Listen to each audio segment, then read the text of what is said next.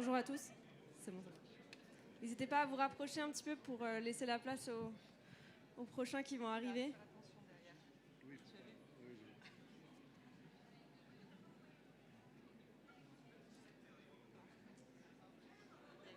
Bienvenue. Merci beaucoup d'être tous présents aujourd'hui pour traiter d'un sujet qui nous concerne tous. On le sous-estime souvent, mais en réalité, la part de l'alimentation dans les gaz à effet de serre de la France est de 25%, donc un quart, ce qui est énorme. Et donc aujourd'hui, on va essayer de comprendre comment les industriels de l'agroalimentaire essaient de relever ce défi.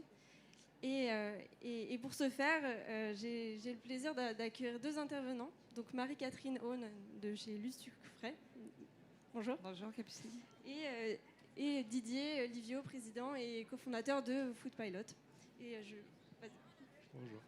Et je ne me suis pas présentée, je suis Capucine Grand-Cyr, chargée d'études agriculture et agroalimentaire à la direction de l'innovation de BPI France. Et ravie que vous soyez si nombreux. Si vous voulez bien vous en dire un peu plus sur vos fonctions, votre entreprise respective.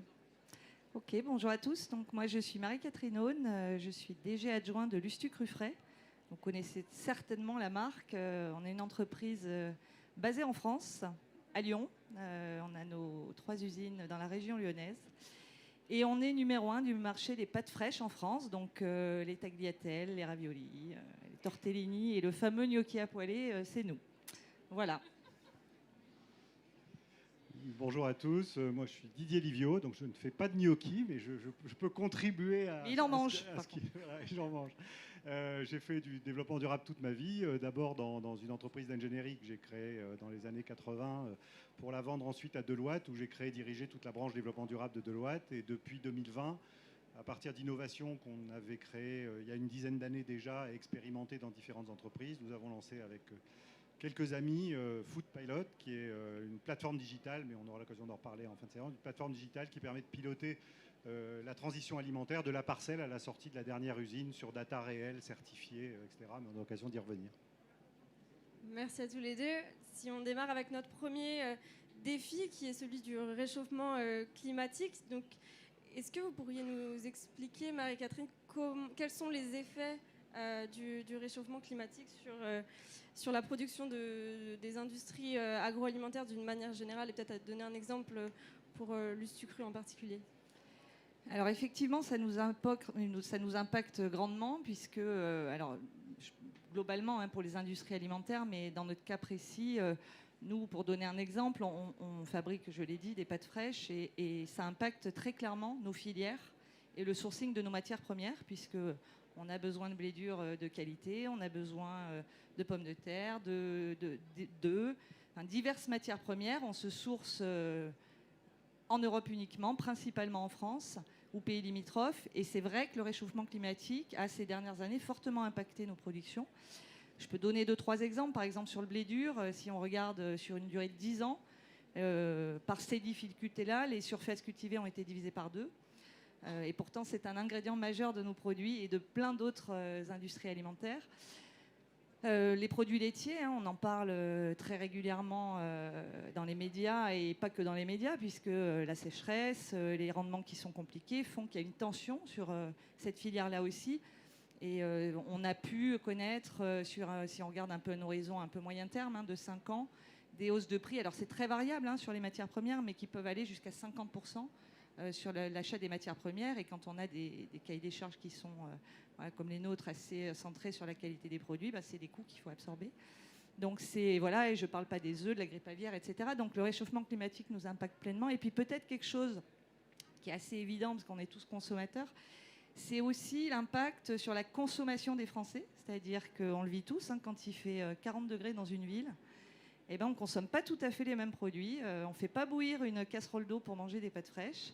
Donc ça peut, et on en parlera peut-être tout à l'heure aussi, orienter aussi certains de nos métiers pour, là aussi, s'adapter au dérèglement climatique. Merci. Donc là, vous avez exposé un ensemble de problèmes, et il doit y avoir, je suis certaine, des solutions à ces types de problèmes. Est-ce que, Didier, tu veux nous en parler ? Oui, pour le dire simplement, la transition globalement, beaucoup d'entre vous le savent, et la transition alimentaire en particulier, c'est la somme de trois choses. C'est d'abord un changement de représentation. Acceptons-nous de vivre différemment demain, et donc qu'est-ce que c'est que vivre différemment? C'est changer nos pratiques professionnelles et nos modes de vie. Acceptons-nous ça, changeons-nous de représentation. C'est de l'innovation, parce qu'on va avoir besoin d'innovation, et on est ici dans le temple de l'innovation. C'est de l'innovation pour accompagner la transition, et c'est un changement concret, pratique, de pratiques professionnelles. Donc il n'y a pas de grand soir.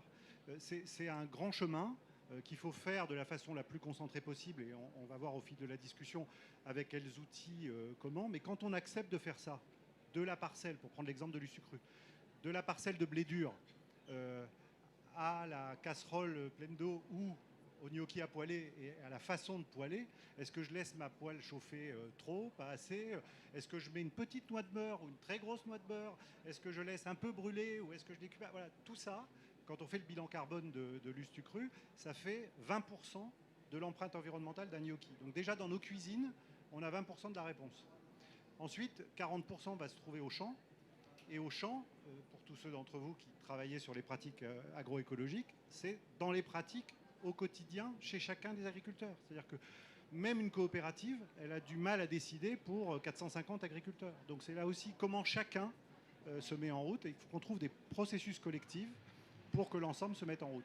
L'entreprise dans laquelle j'ai vu ça se faire le plus, c'est une entreprise que nous connaissons tous ici, qui est McDonald's, puisque dans les pratiques agricoles, il y a un travail fou qui se fait depuis 15 ans dans cette entreprise. Et quand on regarde McDonald's depuis 2005, c'est la seule entreprise, ou quasiment la seule entreprise française à cette taille, qui a réduit ses émissions de gaz à effet de serre de 60% entre 2005 et 2020. Sur 15 ans, c'est vraiment en allant chercher chaque geste. Dans les restaurants, est-ce que je mets le couvercle sur les friteuses ou est-ce que je ne le mets pas? Est-ce que j'allume le restaurant par séquence en fonction du soleil, de l'heure, etc. Et je vais jusqu'au champ. Et au champ, comment j'alimente mes bovins? Est-ce que j'utilise l'innovation pour réduire de 15% les émissions entériques parce que j'ajoute du lin dans la ration? Voilà. Et on se retrouve avec 250 ou 300 bonnes pratiques sur toute une chaîne alimentaire qu'il faut aller chercher une par une chez chacun des intervenants. Et ça, c'est un défi collectif qu'il faut qu'on sache relever ensemble dans les chaînes alimentaires, et donc changer de pratique d'achat, etc. Donc c'est possible, mais il faut avoir conscience que c'est grain par grain que ça va se chercher. Donc un enchaînement de petits gestes permettra de faire un grand pas vers ce qu'on recherche. Et du coup, concernant maintenant plutôt les exigences des consommateurs qu'on a vu évoluer ces derniers temps, déjà, est-ce que, Marie-Catherine, vous pourriez nous expliquer quels sont-ils et quel est l'impact pour les industriels? Alors, là aussi, c'est très marquant. Hein. Nous, on fait beaucoup d'études consommateurs, on écoute les consommateurs, on leur pose des questions, etc. Et on l'est tous ici. Hein. On voit bien que depuis plusieurs années, les questionnements environnementaux sont majeurs dans leur questionnement, que ce soit autour du bien-être animal, de la protection de l'environnement, la consommation d'eau, etc. Et voilà, c'est clairement des insights, on va dire. Hein, c'est vraiment un terme marketing pour, en tout cas, des besoins exprimés qui sont très clairement mis en avant par rapport aux années précédentes. Donc ça, c'est majeur. Et c'est particulièrement vrai sur les populations les plus jeunes. On voit quand même que plus on est jeune, plus on est sensible à ces questionnements. Après, ce qui est assez fondamental et très particulier en France, c'est que l'alimentation en France, ça doit être un plaisir. C'est pas forcément le cas dans tous les pays, en tout cas pas de façon aussi marquée. Et donc il y a un sacré défi à faire du développement durable dans l'alimentation en conservant le plaisir au cœur. Et en tout cas, nous, c'est quelque chose qui est fondamental chez nous parce que ça ne se fera pas sans ça. Et le deuxième peut-être point qu'il faut garder en tête et qui est une préoccupation consommateur majeure qui a toujours été là, mais qui est particulièrement exacerbée en ce moment, c'est le prix. Voilà, les produits de grande consommation depuis le début de l'année sont en recul de 4-5%. L'inflation est majeure, on le vit tous.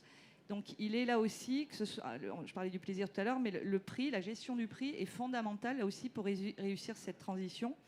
Et à mon sens, mais on partage ça avec Didier, je crois, il faut un développement durable qui soit accessible à tous. En tout cas, nous, c'est notre credo parce qu'on a aussi, on a une marque qui s'adresse à toutes les familles françaises et avec des repas simples. Donc, c'est fondamental d'avoir ce triptyque, plaisir, prix et durabilité.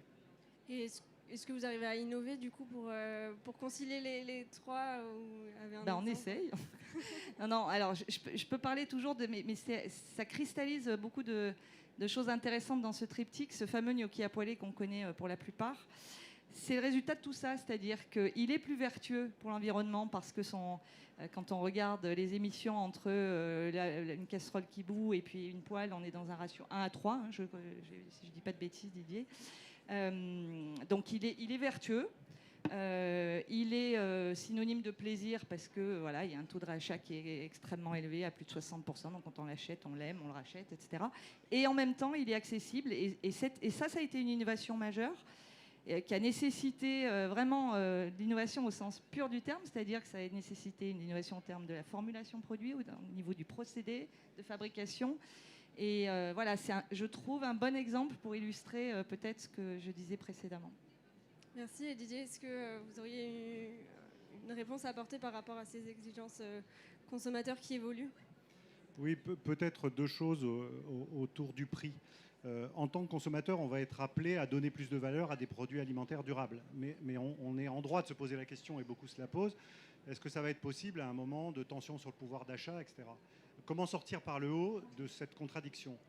Dans l'étude Nutrinet que beaucoup d'entre vous connaissent, il y a une partie de la réponse. Il y a un public dans l'étude Nutrinet qui m'intéresse beaucoup, qui sont les consommateurs à faible niveau de revenus qui décident de manger bio. Ces consommateurs à faible niveau de revenus qui décident de manger bio, ils sacrifient une partie de leur mode de vie par ailleurs pour donner plus de valeur à l'alimentation qu'ils désirent, puisqu'ils désirent de manger bio. Et ce qu'on voit, c'est que la part de leur budget alimentaire dans les premières années augmente et ils font un sacrifice. Et au bout de 2 à 3 ans, ce budget alimentaire commence à plafonner et ils changent de comportement. Ils mangent moins, ils mangent mieux, ils redécouvrent la cuisine. Et à ce moment-là, le budget alimentaire décroît. Et pour certains d'entre eux, on se retrouve 5 ans après avec des consommateurs qui mangent bio, qui mangent moins, qui mangent mieux, qui cuisinent et qui ont un budget alimentaire qui est plus faible que ce qu'il était au début des 5 ans. En disant ça, je ne me fais pas le promoteur du bio, je le dis, ce que je suis par ailleurs, mais je le dis globalement pour toute l'alimentation. C'est-à-dire que c'est par le choix qu'on va faire en tant que consommateur de modifier nos pratiques alimentaires qu'on va redécouvrir une nouvelle façon de s'alimenter et de donner de la valeur enfin aux industriels jusqu'aux agriculteurs qui décident de changer de mode de production pour nous aider tous ensemble à accéder à cette transition que nous appelons tous de nos voeux. Ça, c'est le premier point. Le deuxième point, il est lié aux agriculteurs et au vrai prix du développement durable. Parce que ce qu'on a fait dans les 20 ou 15 dernières années, on le fait encore quand on a les discussions sur la loi Egalim, c'est qu'on s'envoie des pourcentages à la figure. Qu'on va se dire, ah, tu veux un blé durable, ah, tu veux un poulet durable, c'est 20% de plus, c'est 30% de plus. Quand on dit ça à des industriels ou à des distributeurs encore plus, on va dire, non, je ne vais pas payer, et puis le pouvoir d'achat, et puis ci, pour ça.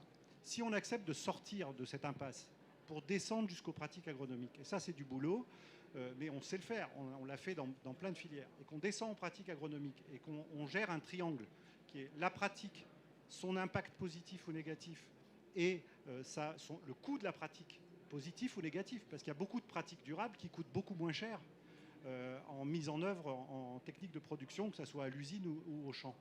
Et qu'on sort le vrai prix du développement durable, et qu'on dit, voilà, par rapport à un prix du blé à 180 € la tonne ou à 200 € la tonne, le prix de la durabilité, c'est 8,50 € ou c'est 14,80 €. Là, à ce moment-là, l'industriel, il comprend. Il dit, OK, je sais ce que je paye. Et à ce moment-là, il lui faut autre chose, qui est de piloter avec les coopératives comment la transition s'opère. Puisque pour aller chercher ce blé durable à ce prix-là, il ne faut pas qu'il n'y ait qu'un seul agriculteur qui mette en place les pratiques de durabilité. Il faut qu'il y ait la totalité des agriculteurs d'une coopérative, parce que ça va faciliter les choses. Il n'y aura pas un silo pour Barilla, un silo pour Lustucru et un silo pour je ne sais plus qui. Donc on réduit aussi des coûts dans la chaîne de production si on massifie. Donc pour massifier, il faut massifier le comportement des agriculteurs et massifier des procédures d'achat sur un cahier des charges identique des agriculteurs. Et là, on sort par le haut parce qu'on change d'une part de pratique alimentaire et on va donner de la valeur. Cette valeur, il faut qu'elle se redistribue jusqu'aux agriculteurs à partir de pratiques maîtrisées. Voilà.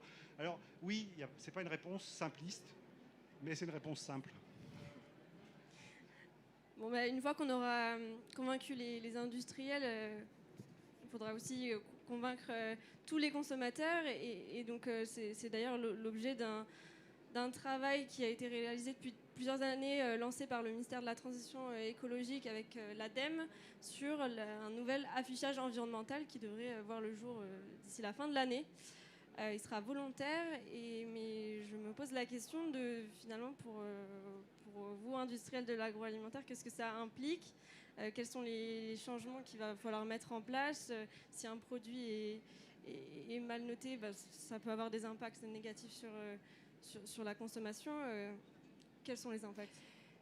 Alors, les labels, il en faut, et le label environnemental en particulier, parce que c'est ça qui va permettre d'emmener les consommateurs avec nous. Enfin, clairement, aujourd'hui, les gens sont très informés. Il y a plein de labels, mais très informés, très exigeants.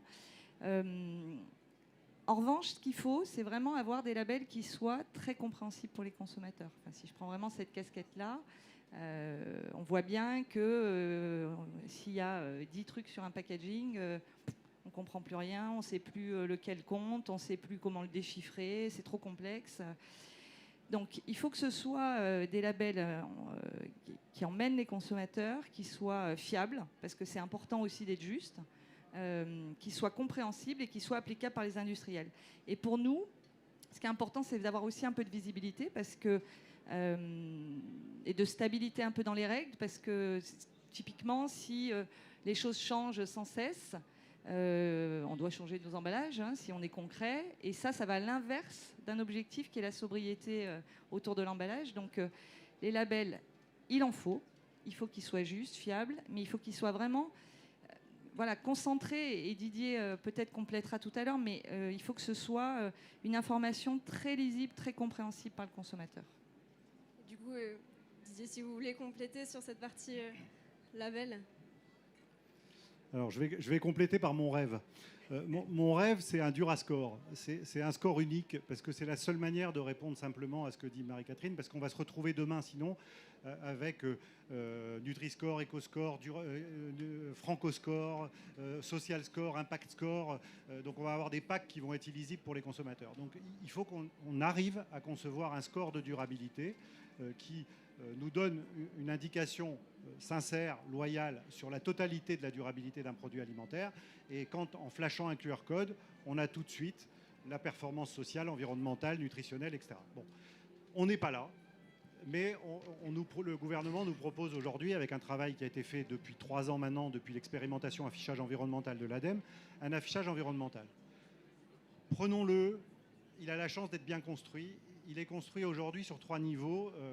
Il y a un premier niveau qui a été communiqué par l'État le 27 mars ou le 26 mars, qui est un niveau, pour ceux d'entre vous qui connaissent cette base de données, construit sur Agribalise. Donc sur Agribalise, on va différencier les produits entre catégories, c'est-à-dire qu'un steak haché n'aura pas la même note qu'une compote de pommes ou qu'un poireau, mais tous les poireaux auront la même note, tous les gnocchis à poêler auront la même note, et tous les steaks hachés auront la même note. Donc comme indication sur le consommateur, ça ne suffit pas. Il faut qu'on puisse savoir dans le rayon des gnocchis qui est le meilleur gnocchi en durabilité, dans le rayon des steaks hachés aussi, puisqu'on continue de manger de la viande, même si on va réduire progressivement, quel est le meilleur steak haché en durabilité. Et pour ça, il y a 2 autres niveaux que nous avons contribué à mettre au point dans l'expérimentation affichage environnemental, qui sont les niveaux dits 2 et 3.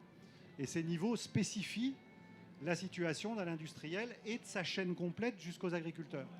Et là, ça devient formidable. Il y aura deux labels on-pack, le Nutri-Score et l'EcoScore, qui ne portent pas ce nom, on ne sait pas encore quel nom il va avoir, appelons-le affichage environnemental. Et là, on saura quelles sont les qualités nutritionnelles du produit et quelles sont ses qualités environnementales spécifiées. Et là, on aura une différenciation dans le rayon.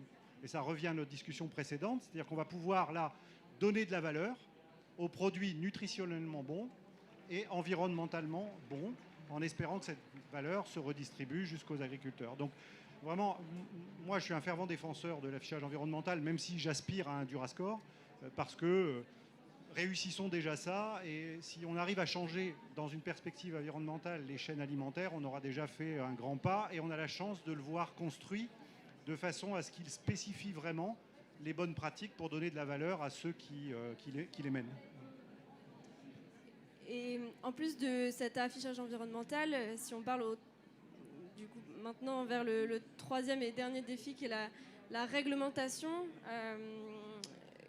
qui est en évolution vers qui pousse les industriels à évoluer dans ces pratiques vers des pratiques plus durables. Quelles sont les autres réglementations qui vont dans ce sens et comment vous arrivez à vous adapter par rapport à celle-là?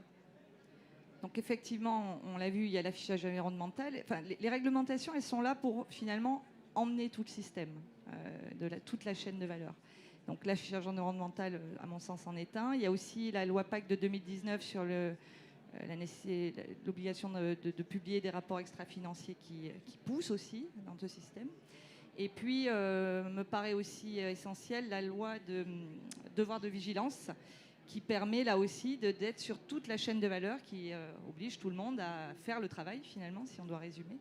Donc avec ces 3 points, je crois qu'on a un corpus qui est suffisant et qui est suffisamment pushy pour entraîner tout ça. Après, je pense qu'il n'en faut pas trop non plus, parce que sinon ça devient difficile à gérer. Et voilà, c'est beaucoup de data, on va en parler aussi. Enfin, en tout cas, nous, on est très accompagnés par Didier et Foodpilot. Et c'est nécessaire parce que c'est un défi aussi pour les entreprises de pouvoir être fiables, juste sur toutes ces données. Et il y a certaines entreprises qui peuvent avoir des difficultés à le faire. Donc, il faut de la réglementation, ça tire tout le système, mais il n'en faut pas trop non plus, parce que sinon, on écrase le système et finalement, c'est contre-productif. Donc là, les principales difficultés sont la remontée de la donnée, de la data, la certification et du coup, quelle solution Didier a apporté par rapport à ça? Bon, la solution, c'est la plateforme, mais plaisanterie mise à part, la solution, c'est la data d'abord avant d'être la plateforme. La data, on court tous après, il y en a beaucoup.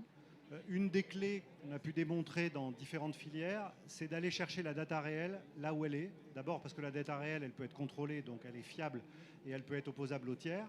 Et elle évite ce foutu reporting qui suppose que tous les opérateurs remplissent des tableaux Excel à l'infini pour nourrir on ne sait quoi. Il faut complètement inverser ce rapport-là, télécharger la data réelle là où elle est, dans la comptabilité, dans les farm management systems, chez Enedis et GRDF, là où elle est, et la renvoyer aux opérateurs pour qu'ils puissent voir où ils en sont par rapport à des objectifs qu'ils doivent tenir.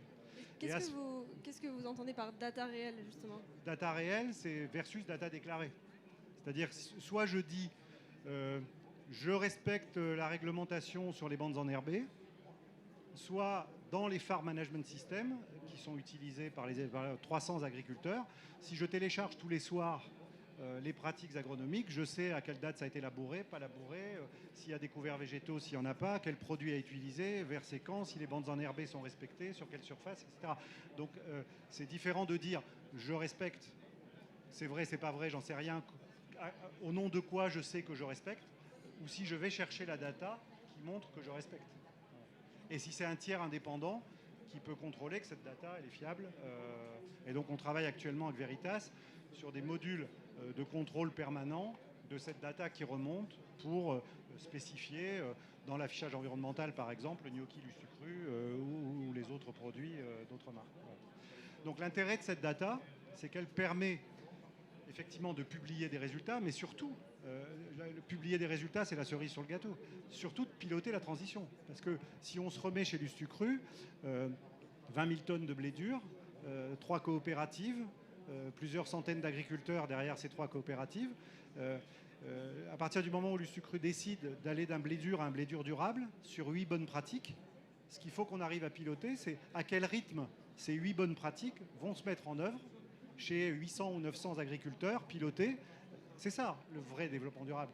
Et au terme de ça, on va suivre au fil des mois l'évolution des pratiques chez chacun des agriculteurs, donc dans chacune des coopératives. Et bien sûr, Charité bien ordonnée commence par... On va aussi suivre les usines de Lustucru, les pratiques de gestion de l'énergie au siège social. On va suivre la totalité de la chaîne, la production des emballages, etc. Mais toujours le plus possible sur data réelle ou sur questionnaire semi-spécifique, qui est une innovation de l'affichage environnemental, mais dont j'ai pas le temps de parler là. Et justement, maintenant, on va conclure. Est-ce que vous auriez un message clé à faire passer pour clôturer notre table ronde sur ce sujet? Alors, clé, je ne sais pas, mais en tout cas, c'est un message en tout cas d'enthousiasme, c'est-à-dire que, et je remercie d'ailleurs, j'en profite pour remercier Didier qui a, vous le voyez, cette capacité d'entraînement, et je peux vous dire qu'il entraîne beaucoup de monde dans l'entreprise.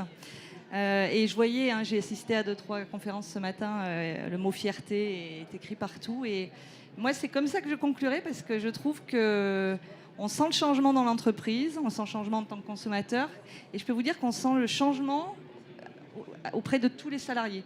C'est-à-dire que là aussi, il me faudrait plus de temps, mais il y a des choses super intéressantes qui ont été aussi développées d'un point de vue social, sur le solidaire, etc. Et c'est fantastique, en fait, de voir comment, petit à petit, tout le monde est emmené par tout ça, bien aidé aussi par toute cette technicité, parce qu'elle est clé. Et voilà, moi je finirai comme ça sur ce sentiment de fierté que pousse finalement toute cette transition. Est-ce que Didier, vous êtes fier aussi? D'abord, je suis très fier de ce que dit Marie-Catherine, et je la remercie de nous associer au succès et pour leur confiance. Non, moi, mon message clé pour voir depuis 40 ans se dérouler cette transition, c'est qu'on arrive à un moment où on a tout. On a tout.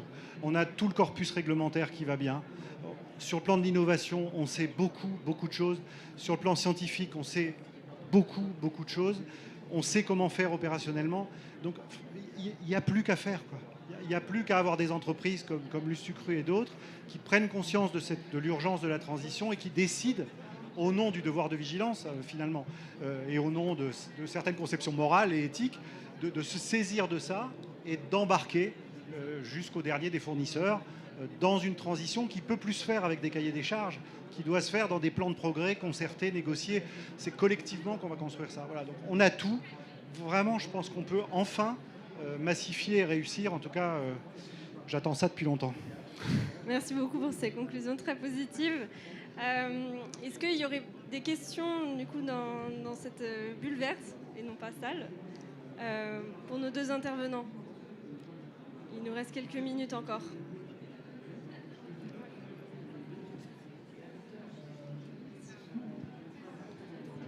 Dans le chat aussi, dans le chat aussi, si vous voulez. Bonjour Marie-Catherine et Didier. J'ai surtout une question pour Marie-Catherine. Vous aviez évoqué tout à l'heure les actions sociales et solidaires. Est-ce que vous pouvez nous citer un ou deux exemples que vous faites chez Lustucru? Alors oui, je peux citer celui qui d'ailleurs a été primé la semaine dernière par le prix de la Conso LSA s'engage. On a tissé un partenariat très fort avec, donc je vous l'ai dit, on est basé à Lyon avec un chef local qui est vraiment quelqu'un d'incroyable, qui fournit des repas pour les plus démunis à Lyon. Et on a engagé tout un programme où on donne des produits, on donne des matières premières pour finalement cuisiner ces plats. Et on a mis en place un planning où les salariés peuvent s'inscrire chaque semaine pour aller distribuer ces produits qui sont cuisinés, qu'on sert en assiette ou dans des petites boîtes à emporter pour les plus démunis à Lyon. Et c'est vrai que, alors moi je l'ai évidemment fait, et tous les salariés, je peux vous dire que le planning est plein et c'est difficile de s'inscrire. C'est un peu le sentiment de fierté dont je parlais, tout le monde est hyper fier de faire ça, très engagé, et ça fait du bien au cœur en fait, tout simplement. Donc voilà, c'est un exemple que je peux citer, mais il y en a plein d'autres qu'on partagera sans doute par la suite ensemble. D'autres questions? On a beaucoup parlé, à juste titre, évidemment, de collectif et de massification. Est-ce que vous faites quelque chose à votre niveau, dans votre propre entreprise, pour embarquer d'autres entreprises? Et à quel niveau? Parce que c'est pareil, il y a beaucoup d'alliances, de syndicats, etc. Lesquels sont les plus efficaces? Comment on s'y retrouve quand... Ouais, je vais laisser Didier répondre, parce que c'est là où tu nous aides aussi beaucoup. Merci pour cette question parce qu'elle est clé. Je pense qu'il faut vraiment, et des équipes comme Lusucru l'entendent, bouger le curseur entre concurrence et confraternité. Voilà, je pense, pour le dire d'un mot, je pense que c'est ça. C'est-à-dire que si Lusucru, finalement, 20 000 tonnes, je prends le blé dur, mais on pourrait prendre toutes les ça paraît beaucoup, mais c'est très peu sur le marché français du blé. Si on arrive à monter des consortiums où les 20 000 tonnes de Lusucru s'associent aux X 1000 tonnes de Royal Canin, d'Aoste, voilà, et qu'on achète collectivement, enfin, pas au sens, pour être précis, pas au sens des achats, il ne s'agit pas de massifier comme on a fait les centrales d'achat, c'est pas de ça dont je parle. Ce dont je parle, c'est massifier pour négocier plus collectivement des plans de progrès, distribuer de la valeur, de la qualité, etc. Donc oui, c'est collectivement qu'il va falloir le faire et je pense qu'on peut le faire en prenant problématique par problématique. Tel sujet de recherche sur les emballages, comment on crée un groupement d'entreprises là-dessus. Tel sujet sur la massification du blé, comment on crée un autre groupement d'entreprises là-dessus. Et c'est vrai que nous, on a la chance d'être au croisement de beaucoup d'entreprises qu'on accompagne depuis plusieurs dizaines d'années. Et on peut les réunir, en fait. C'est ce qu'on fait, on va dire à Lusucru. Et si on faisait avec machin et truc, et on y arrive. Donc nous arrivons au terme de cette bulle verte. Merci beaucoup de votre participation. Merci à nos deux intervenants qui restent disponibles. Merci Capucine, merci à tous. Vous pourrez continuer à leur poser les questions tout de suite, j'imagine.